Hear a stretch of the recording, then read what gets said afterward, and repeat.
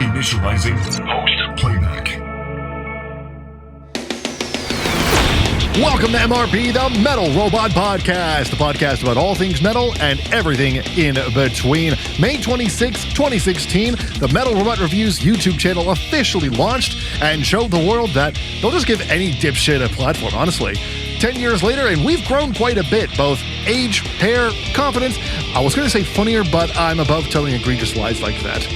From crossing 500 subscribers, starting 2 podcasts, and talking with so many amazing and talented people, we have done a lot. And we're not stopping now. We've got a great show for you tonight. Coming up, we look back at the year in music so far with Collin Sterling. We head down into the ghostly crypts of the Essentials Dungeon. And it's a look at the highs and lows of the latest releases in metal. All this and so much more. So let's not waste much more time. Let's get on with the show. I'm Tom McKay. This is the Metal Robot Podcast. All right, let's not hit the brakes just yet. Let's check out the latest drops in the metal scene.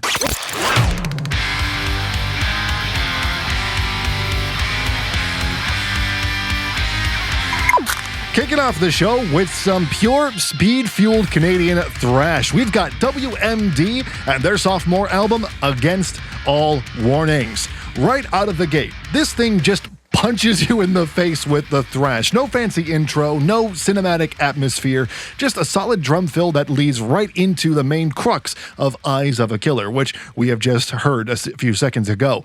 Now, as most people listening probably know by now, I'm not the biggest thrash guy on the planet. I like my thrash here and there, despite many doubts, but sometimes the genre can fall into the trap where every song just starts sounding like the same dude shotgunning a tall boy since the 80s with little difference.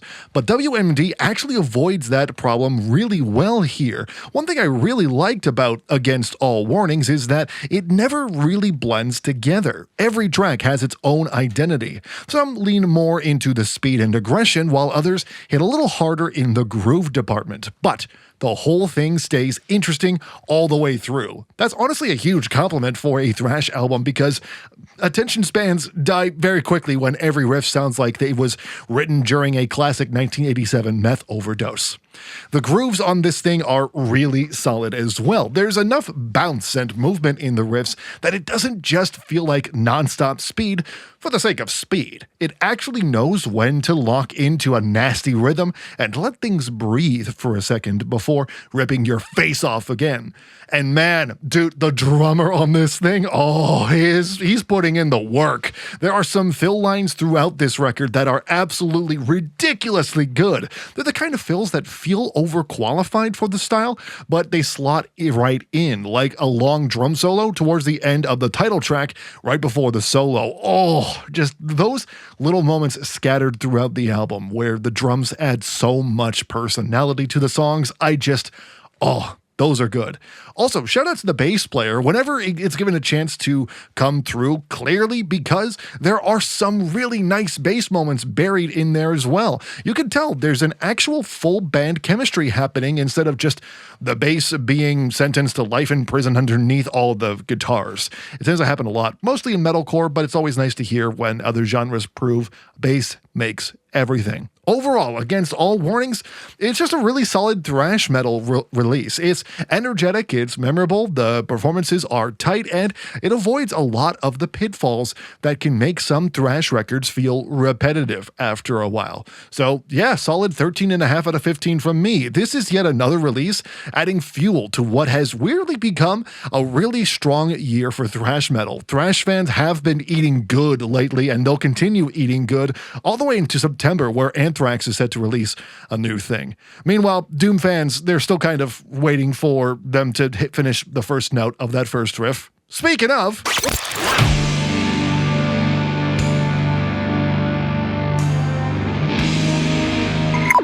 how funny things time out well. Abysmal Growls of Despair's album Torn, coming in with some funeral doom. And yes, it is as slow as it sounds. Now, this is a very dark and heavy record emotionally, because the entire album explores the emotional landscape of a husband caring for his wife while she battles cancer. So, yeah, we're not exactly having fun on a summer beach party kind of thing. This is not crack a beer in the pit with the boys music. This is sit alone in a dark room and stare at the ceiling while questioning your very existence and wondering if she'll wake up tomorrow. Well, that got dark out of nowhere. To the album's credit, though, it absolutely succeeds in creating that sort of atmosphere. The guitars throughout this thing are just coated in this low, fuzzy, suffocating tone that just hangs in the air constantly. Everything just feels weighed down. Everything feels exhausted. And then on top of that, they bring in these brass sections, as you heard in that little clip there, that honestly add a surprising amount of emotional weight to the album. That combination of funeral doom riffs with those mournful brass passages, it gives the whole record this very cinematic sadness to it. It feels huge, but in a crushing way, like the musical equivalent of carrying emotional baggage uphill through wet cement. And the pacing of this album, it really commits to the bit too. This thing is slow, like relentlessly slow, like all the way slow. Like, I had enough time to file my taxes between snare hits slow. But to be fair, that's kind of the point with Funeral Doom. The genre is supposed to feel suffocating and emotionally draining. It's not trying to pump you up. It's not trying to get the party going. It's trying to slowly lower you into the earth emotionally. There are a few moments here on this album where the speed does pick up a little bit, especially on the closing track, the title track, Torn. And every time it happens, you almost feel like this sense of momentum building. And then the album just crashes right back down into the crawling doom bass again. Which, I don't know how I personally feel about that. There's a bit of a mixture of, I'm glad there's a bit of speed here to get my attention back, but also, why is this only coming in towards the end of the album? And also, why is it not consistent? You know, that it's a hit or miss for me. But that kind of goes to show, like, my thoughts on Funeral Doom. I'm not usually going for that as a genre of choice. Like, I respect it more than I actively listen to it. So definitely take this entire review with a grain of salt, because I am fairly out of my depth with this one. But the atmosphere is strong, the emotional themes hit hard, and the band fully commits to the... I mean, honestly, it just kind of encompasses you as a whole. Like, it goes to show just how heavy this album can get. But even if it's not something that I'd personally revisit all the time, I can still recognize that it's what it's doing and what it set out to do very effectively. So for me personally, I mean, maybe my scores might be the kindest here. I'm going to give it a 11 out of 15, but honestly, don't take that score too seriously. Like, if Funeral Doom is your lane, if you love the genre, definitely at least check this thing out. Judge it for yourself, get your own opinions with it. But man, I gotta really pick up the speed for me on this one. This one was too slow and depressing to keep that trend going for the rest of this segment. I mean, do we have anything to pick up the energy to end this whole thing?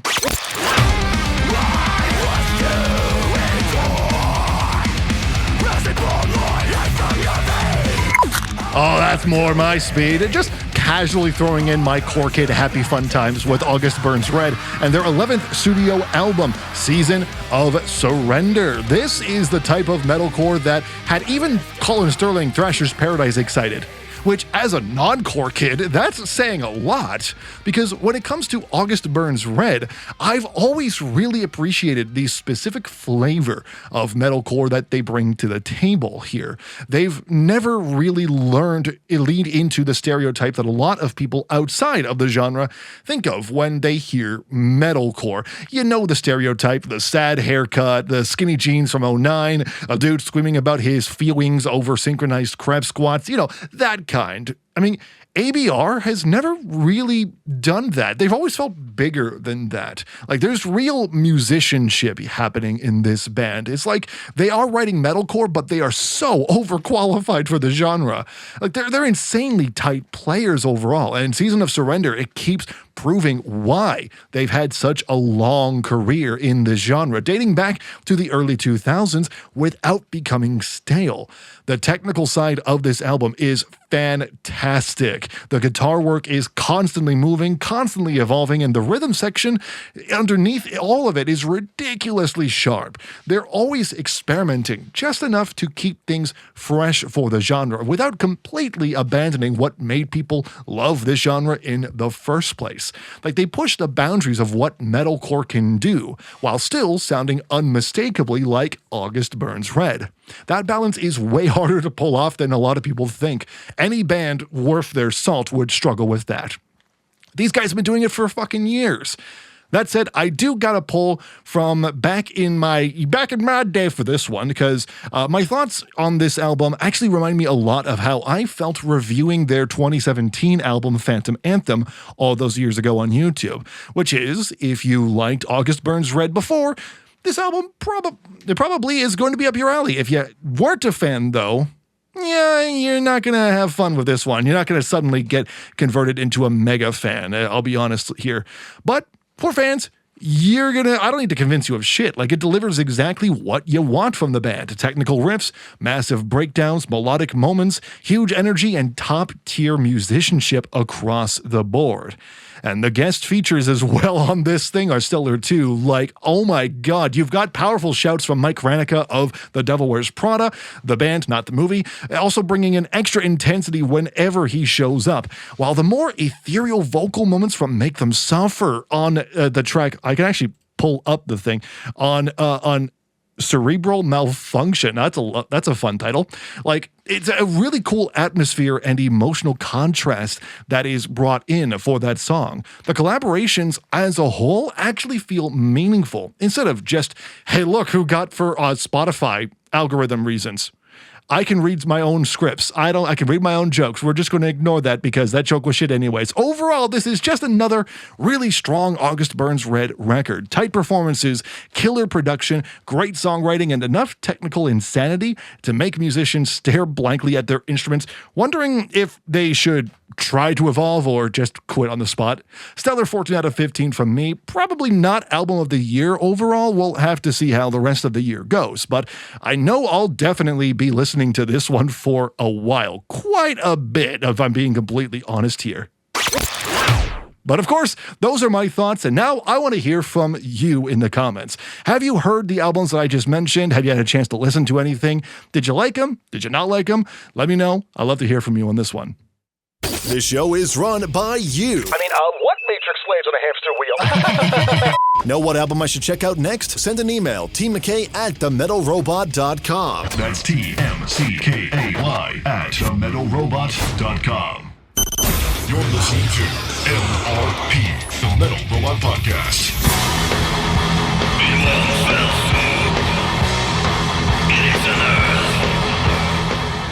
Moving right along, that was Dark Throne, by the way, off of their new album, Prehistoric Metal. The song, They Found One of My Graves. A great opening track to that album.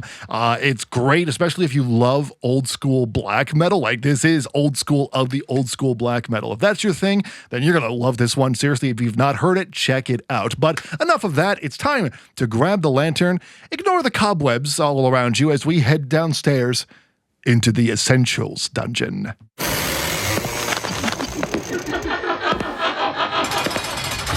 This is the part of the show, I love the sound of my voice right now, is the part of the show where we pull out an album the metal masses have deemed essential, and we figure out if the hype truly is worth it, or if it needs to go back on the shelf. Down here, it may feel stuffy with all the cobwebs and smell of death and decay, but beware, for the ghosts never sleep.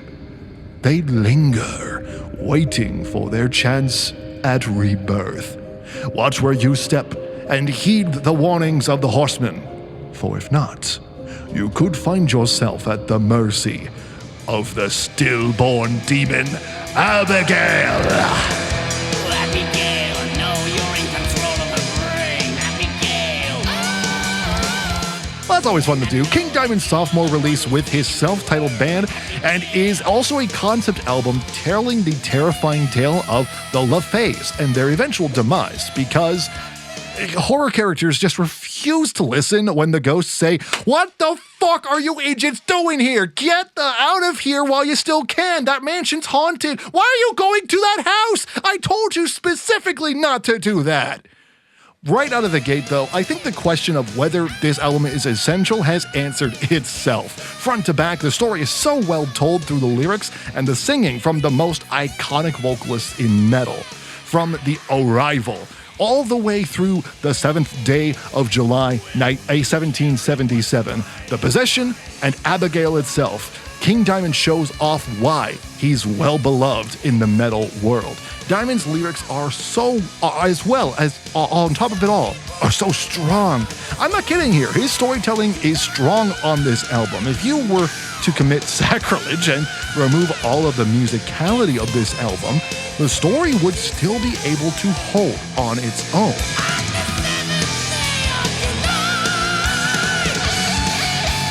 But let's talk about the music part. I already mentioned the strong vocal chops of King Diamond himself, but the rest of the band is writing killer music around it. Now, while they're not writing with the intention of telling a story that actually helps the music stand on its own, should you want to just listen to the album without clocking any particular story beats. Andy LaRocque and Michael Denner's guitar parts are some of the best heavy metal of the 80s by far. Mickey D's drums are holding down the rhythm of each song as well. And while I personally found it kinda hard to hear Timmy Henson's bass, I can hear enough of it to tell that he's mostly just following the guitars, which is great because in this case, that low end really needed all the help it could get. Although maybe this is just me, but for whatever reason, the mix was a bit weird for me. Most of the time, it felt like the vocals were pushed really far forward, whereas the rest of the band was way too quiet in comparison. I mean, it could have just been me. The mix shifted a lot depending on where I was listening, and even then, it didn't really correct itself too much, but I couldn't figure it out. It's definitely something weird with me and how I was hearing it, regardless of headphones or car speakers, but still, even with that, I can totally hear why this is an essential album. Great performances, great storytelling, spooky vibe. It's worth digging up if you haven't already. Seriously, go check it out. By far, Abigail by King Diamond is an essential album. It's another one we add to the list, and it will survive in the dungeon below. Just as long as there's not a creepy little demon girl walking around. But those are my thoughts, and now I want to hear from you on this one. Whether you're watching this on YouTube, listening to this on Spotify, or wherever there is a comment section, what did you think of King Diamond's Abigail? Do you agree that it's essential? Do you think maybe I am overselling it here? Why not? I'd love to hear your thoughts in the comment section down below, or you can shoot me any messages on the social platforms in the links down below. Coming up, we're chatting with Collin Sterling of Thrashers Paradise to talk about the year in metal so far. This is the Metal Robot Podcast. We'll be right back.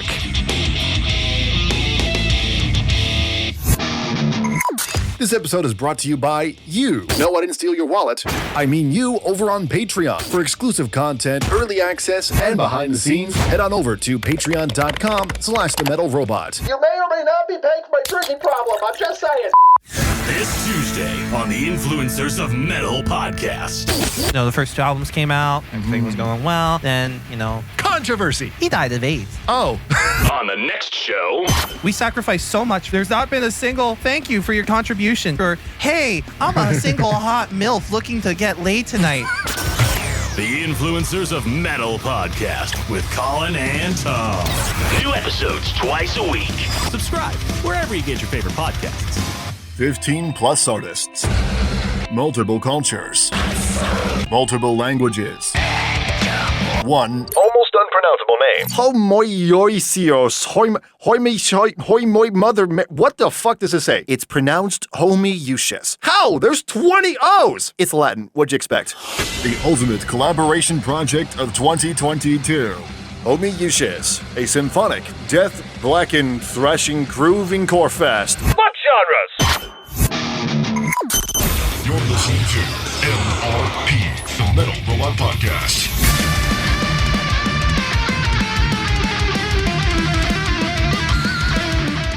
Moving right along here, and finally tonight we sit down and do something a bit different here. Normally this section is for interviews with bands, artists, or figures, and that didn't happen here, not because a band decided to not show up. No, that would never happen. There was never any no-shows that happened, because if that was the case, then you would probably be told about it, and probably not told about it, actually. So, because nothing happened, I'm not going to tell you about anything that happened.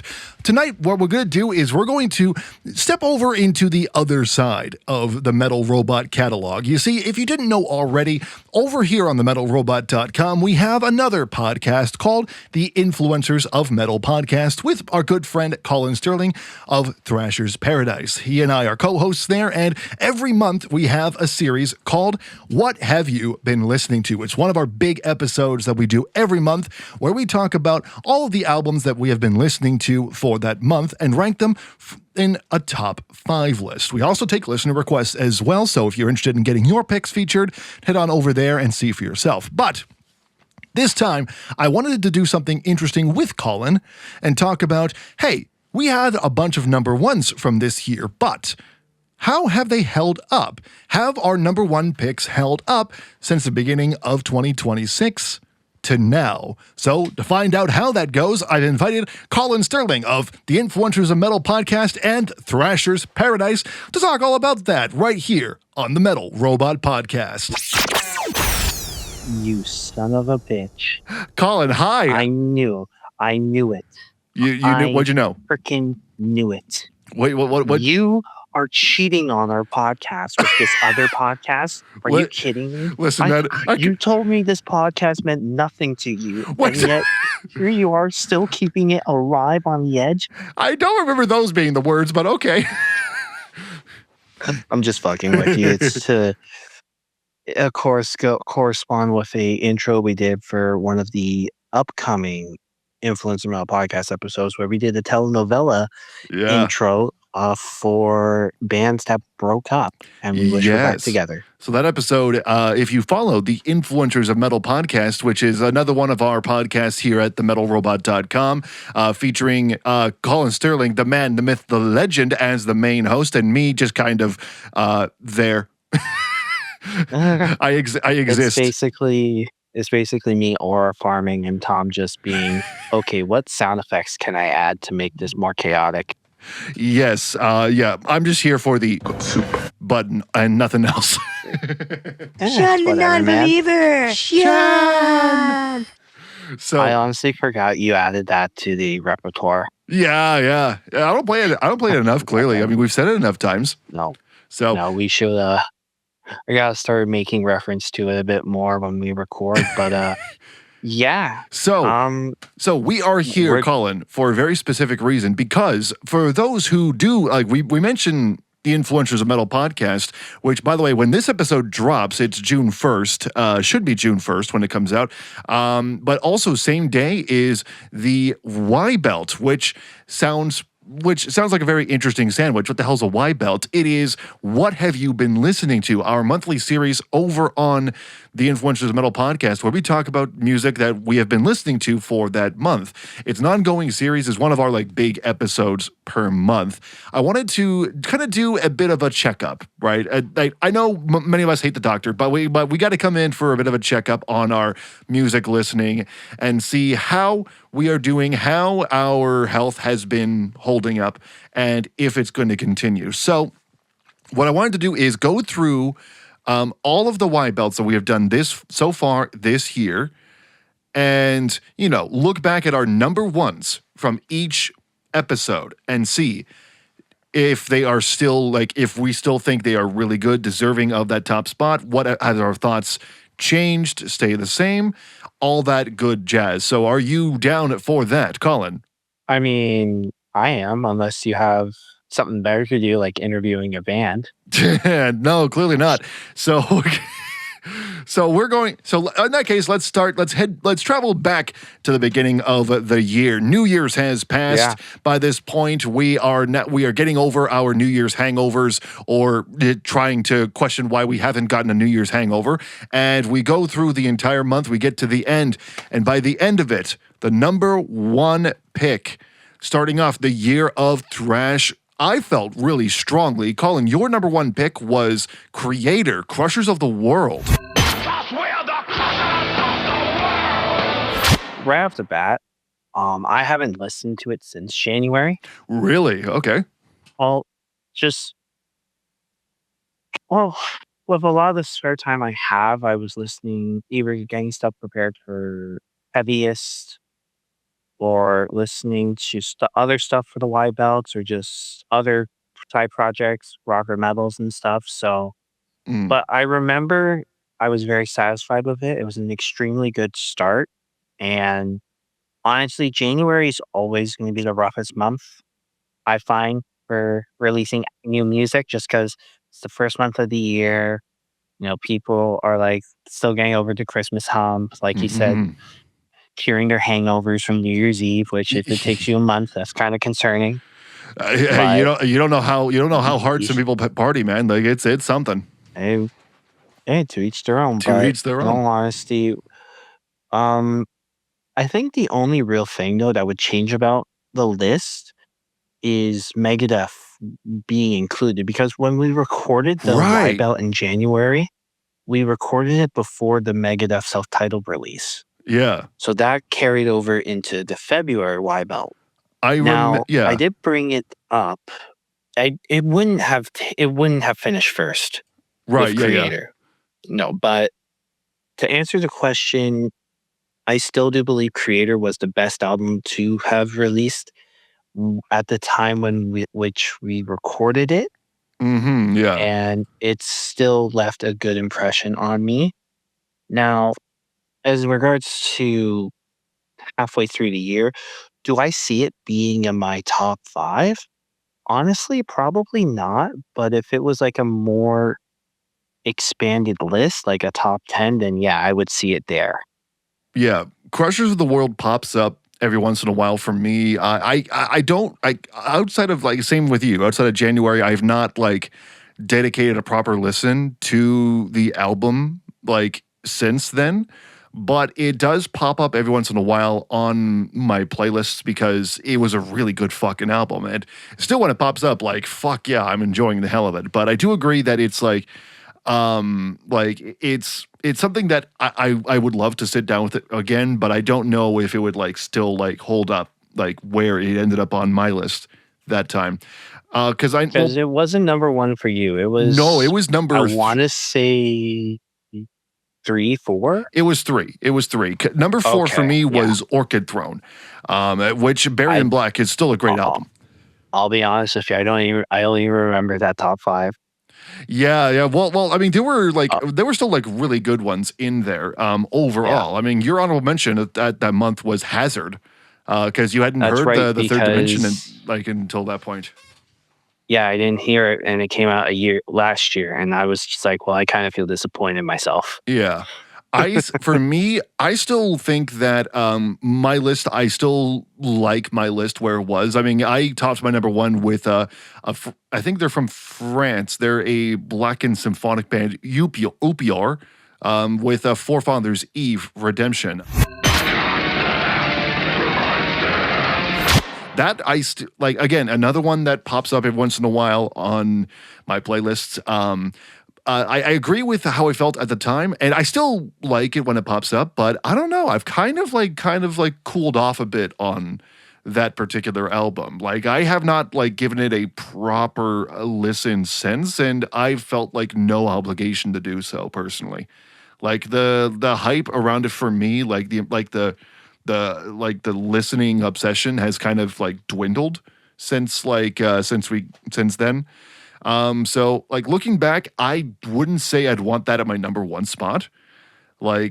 For that month, I don't know. It's that I think at the time, it was a really good pick for that. But now, I don't know. Like, I haven't really thought much about it since. Yeah, so we're kind of already not off to a like how quick do our opinions change? Like over the course of like over the course of 5 months. Yikes. We're comparing a single individual month to an accumulated 6 months. No, exactly. Yeah. Which, speaking of, as we move into February, you've already talked about it. Megadeth was your number one for February. Smoke and fire, choked to dawn. Every trace of life is gone.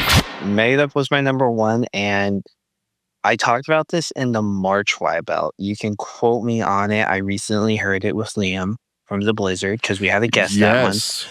My number 3 was Exhumed's Red Asphalt, and the exact words I said.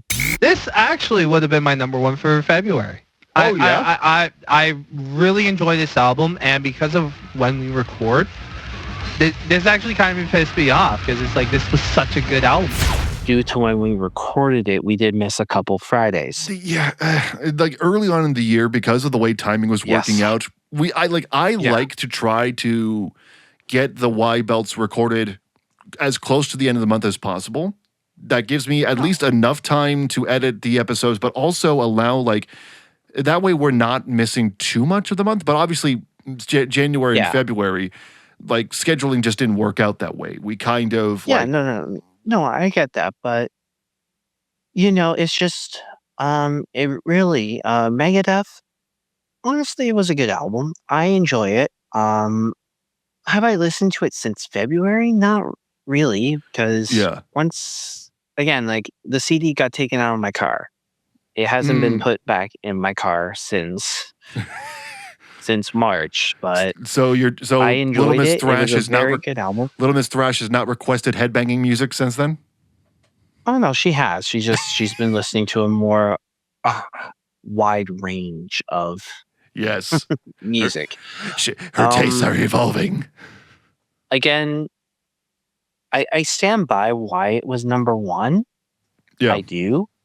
But again, the situation of the matter is, looking back at it and everything, if we had waited that extra week and got Exhumed involved, my number 1 for February would have been Exhumed Red Asphalt. And to me, that would have been, I would have considered it top 5, even if it was at the bottom 5 for the first half of the year. But yeah, that's just, again, scheduling, timing, that plays an effect into it. But no, looking back, I can stand by my decision for Megadeth self-titled. But again, if the scheduling was different, it would have been Exhumed Red Asphalt, because death metal. Do you feel that Megadeth's self-titled has held up at all, like since its release for you? Yeah, I do. No, it did. See, but this release is a different beast. It's not just another release. It's the last ever studio album.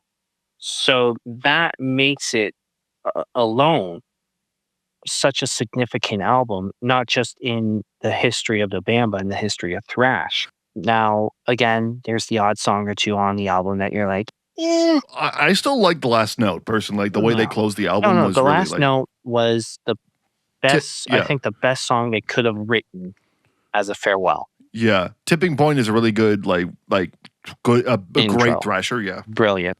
Yeah. And meanwhile, my number 1 wasn't even a new album. It's just, I was listening to a lot of Dio at the time because I was doing like Holy Diver, because I did the Essentials Dungeon on this podcast with that album. And now this time, of course, we did King Diamond's Abigail. So like, it's like, we're just like holding into like the heavy metal here on this show. Like for some you're catching up. You're catching up finally. Yeah. So with that in mind, like because it's not a new album, like I have no comments on that. But I will say, like, I guess the only question I would have for you is there, from that entire month of February, is there an album that released that month that you personally feel could have topped, that could have been number 1? Well, I mean, Converge did a pretty good job, but I wouldn't say that like topped it. No fucking way. What was Rob Zombie taking over? It's just not happening now. Yeah, No, I get that. I wasn't a big fan of that album either. Did you end up hearing the new Love Bites album? Like at all? No. Or, no.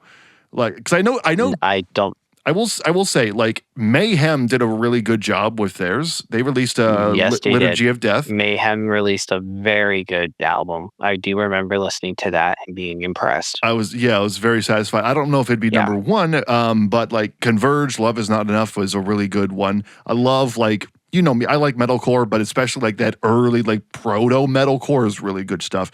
And of course, Tail Gunner was fantastic. I mean, they were my number 5. They were your number 5, yeah. Yeah. So like that kind of speaks for itself. I don't know who would have topped Dio if I had like spent a bit more time with it. Closest I could think of is maybe Converge, but okay. Yeah. Now, I know for March, it's actually an interesting dilemma for us both because we had the same pick. This is the easiest one. So like we both agreed. Garia's Loss was the best one from that month. Even with Exodus dropping the Goliath album, like we were on that Garia train. See, the only album for me personally I could compare Lost to would be Mammon's Throne. Oh, yeah. My number 2. Yes, Mammon's Throne, My Body to the Worms. I actually was very fortunate enough to physically buy a CD of Mammon's Thrones. Mm-hmm. To the Body from Worms, or My Body to the Worms. My Body to the Worms. I was fortunate enough to find it at Morningstar Records. Yes, in Hamilton. I still had to go. I've heard such good things. Yeah, I'll bring you. I'll have to take you. They're actually now officially open 7 days a week. Monday through Sunday. Fuck yeah. So yeah, we got to check. Monday through Sunday. Hell yeah. We got to check it out at some point. Morningstar Records. Yeah, I'll bring you. In Hamilton on Ottawa Street. 95 Ottawa Street North. Ottawa Street North, Gary's Loss.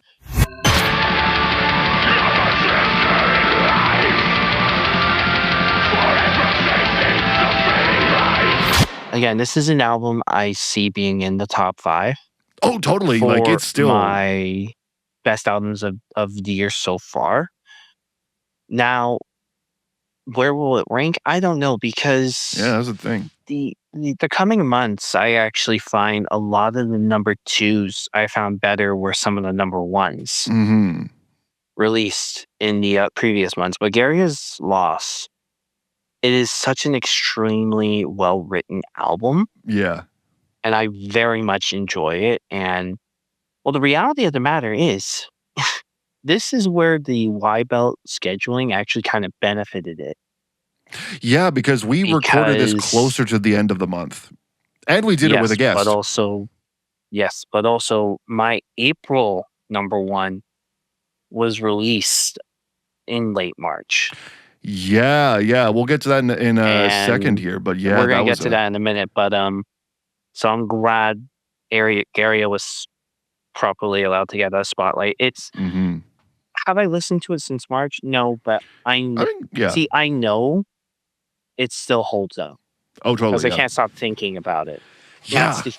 That's what makes an extremely great album, is the fact that even if you don't listen to it and you're still just thinking about it, then the band, the artists themselves did a great job. Now, again, Garia, March is the first confident one I can say is accurate. No changing the plan. But again, I think it would be the first instance of the number 2 being a very close number 1. That's the beauty of putting these lists together, is like you listen to these albums and you're like, where the hell is this gonna rank? Like you have to make those compromises. Like Gary is number 1, but honestly, like I still agree it should be number 1.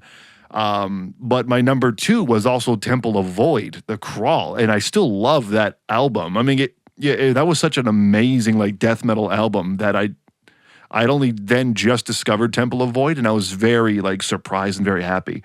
But Garia, that's definitely still holding up. So I think it's safe to say on that one. But let's move on to we're getting close to the end of like our Y belts so far. But let's move on to April now. April, you talked about for a brief moment that because this album came out in March. and it ended up your number one in April, and you're like, why? Like this? I wish this was like in the list for March. Growth, their album Under the Under.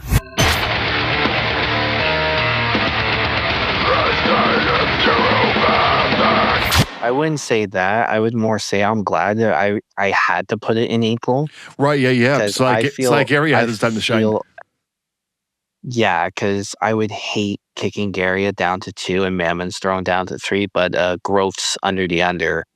Mm-hmm. What a fucking album. Progressive death metal from Australia, and I still listen to the song Slings That Chatter. Yes. And just that song alone makes me realize continually, repeatedly, that is the album of the year in my books.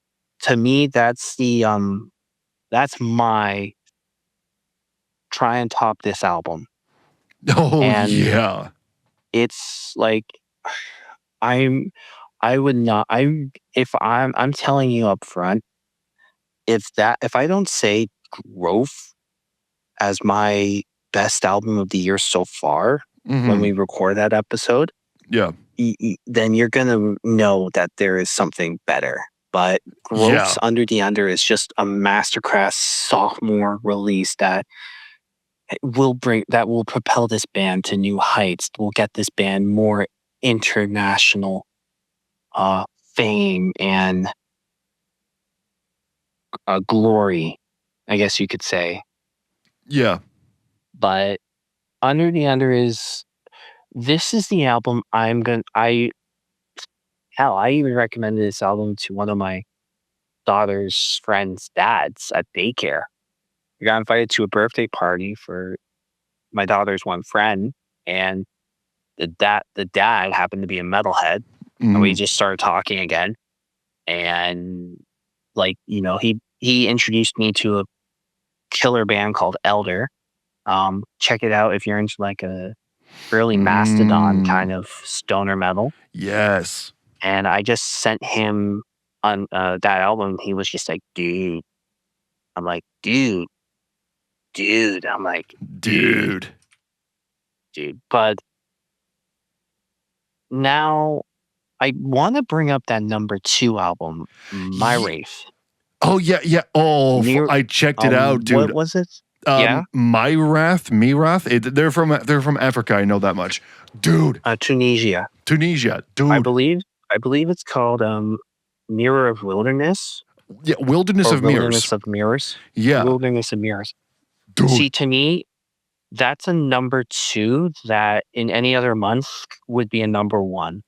Oh yeah. Because goddamn, like that was so I would not good. be surprised if that makes the list. Halfway through, really think about it, because honestly, to me, that is the best prog album I've heard this year. I think will come out this year, just because they blended so many extra elements into it, and it just really superseded what the perception of prog is. Like it's got so much great like atmosphere, great composition, like overall, like it's great prog. And like the addition of like the type of songwriting that you would expect, that you would like that you would hear from that corner of the world, like incorporating those elements like sounds so fucking amazing on its own, but add in the progressive metal aspect, and you've got a fucking banger here. Like I can't think of any prog band that can top that at this point, because I didn't listen to it until you told me about it, and we played that sample on the show, and I was so blown away. Like it was amazing. We played the part from Le Enfant au Soleil. Yes, which is like track number 4 or 5. Oh, somewhere around there, yeah, on the album. And I just remember I saw your reaction. I'm like, yeah. But I'm pretty sure I told you about it like the day I started listening to it. I'm like, hey, check it out. If you did, I don't remember, but I know we brought it up on the show. And my reaction spoke for itself. Like I was hooked. Like as soon as I heard that, I'm like, holy fucking shit. Like, why am I bringing up Archspire when this is here? Like, Well, no. Archspire. Archspire was I really think You did talk about Archspire. That was your number 3. Yeah, number 3. That was my number 3. And I was talking to actually again the dad, and he actually at the time of when everything went down, it was a week after Amana, or 2 weeks after Amana Marth, 2 weeks after Archspire, because they just happened to be back-to-back nights in Toronto. He went to Archspire. I went to Amana Marth with Tom here. Yay. We talked a bit about the new Archspire album, and I told him I think it's the best Canadian release so far. Oh, totally, yeah. And he's just like, oh, I completely agree. Like, again, they won a Juno last time round for a reason. Yeah, like these guys are good. They're good. Like, they're amazing. And Too Fast to Die speaks volumes on this one. But that was not my number 1. Here's the thing. Looking back, like, this was like a month ago, like 2 months ago at this point. Like, no, about a month. About a month at the time of this recording. And I still stand by Threat Signals Revelations being my number 1.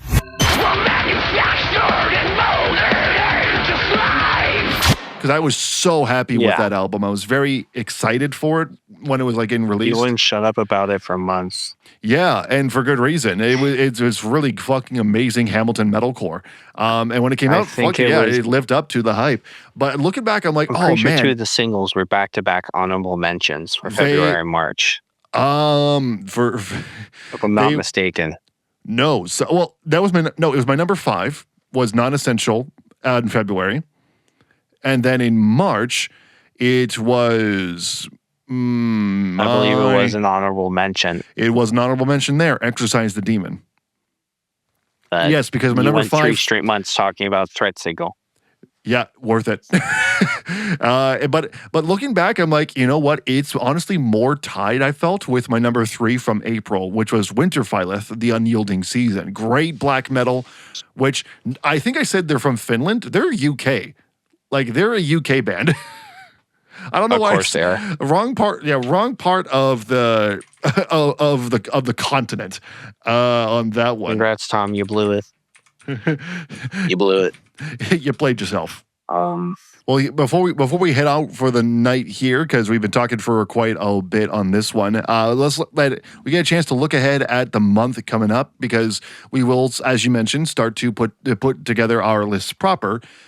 For the month of June, and there's a bunch of stuff coming out, like alongside stuff like Evergrey releasing Architects of a New Weave this week coming up.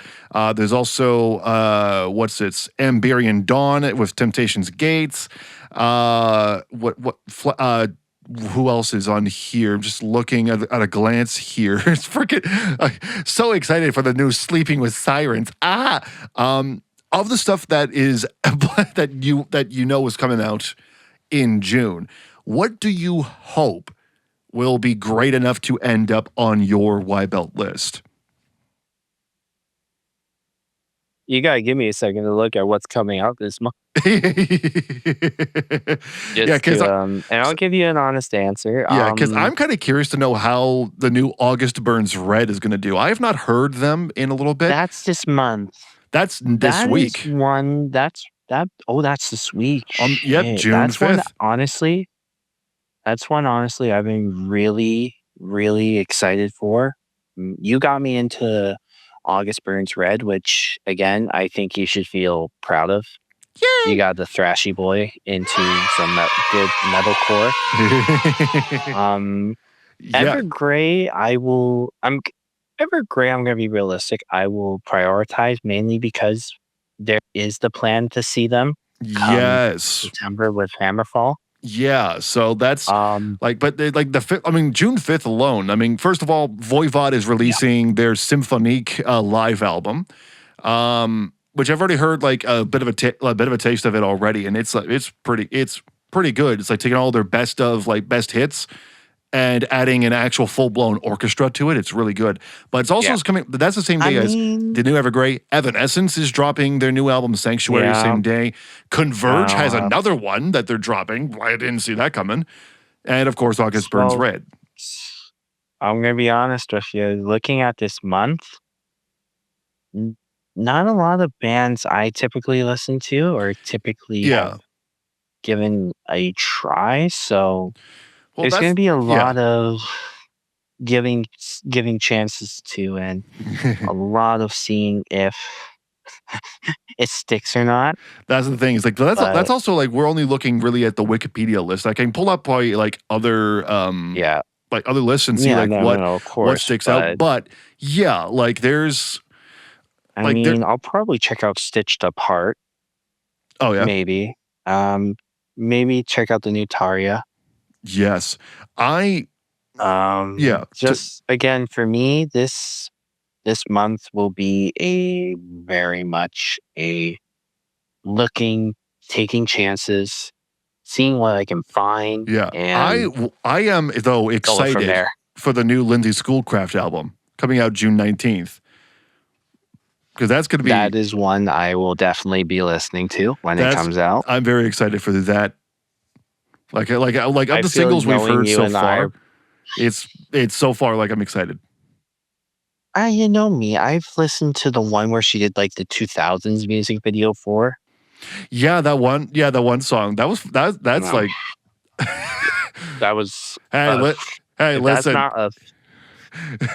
That's not a flashback. I don't know what is. Oh my god! I was looking at that like, oh, you know what I'm saying? Yeah, I was looking at that music video like, oh my god! If Limp Bizkit didn't do this music video, they did it in another universe. Like that's like I'm looking at that like, holy shit! That's So but again, let's see what June brings, and I will say this with everything I've listened to up to this point this year, I would be very surprised to see a June release make my best of the best so far list. That'll be a very interesting episode when that comes out. So, Collin, thank you so much. For sure. Yeah, thank you so much for joining me on the show tonight. And as mentioned, after you are done with this episode, you can check out the latest episode of the Influencers of Metal podcast with Collin and Tom, where we break down our top 5 picks for the month of May. Collin, thank you so much for joining me. I appreciate your time.